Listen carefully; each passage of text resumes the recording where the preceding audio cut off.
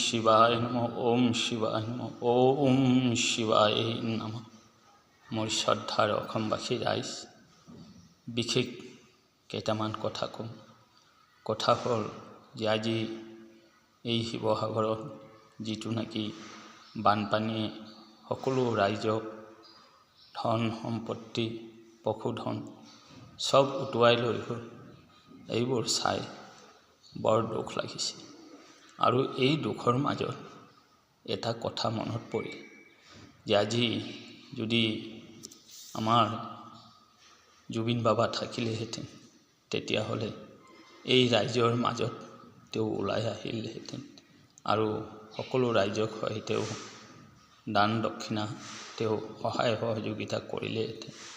কিন্তু আজি জুবিন বাবা নাই, কিন্তু আমাৰ চকুৰ আগত নাই, কিন্তু হৃদয়ত সকলো ৰাইজৰ হৃদয়তেই আছে।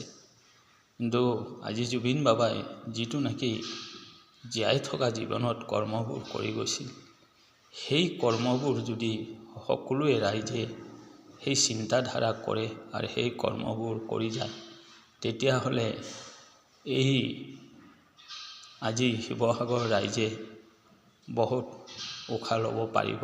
কিয়? তেওঁলোকৰ যিটো নেকি সা সম্পত্তি শেষ হৈ গ'ল, এইটো হয় 50 বছৰতো তেওঁলোকে কৰিব নোৱাৰিব। তাৰ কাৰণে সকলো ৰাইজে যাতে যাৰ আছে তেওঁলোকে যাতে সহায় সহযোগিতা কৰে, সেইটোৱে হ'ব পুণ্য ধৰ্ম।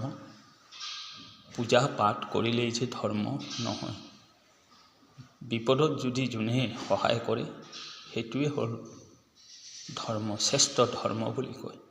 তে সকলোৱে যাতে ধৰ্মৰ ফালে চাই সকলোৱে যাতে সহায় সহযোগিতা কৰে, এইখিনি কৈ মই ৰাখোঁ। যদি মোৰ ভুল চুল হয়, অপৰাধ হয়, মোক নিজৰ সন্তান ভাবি মোক ক্ষমা কৰি দিব।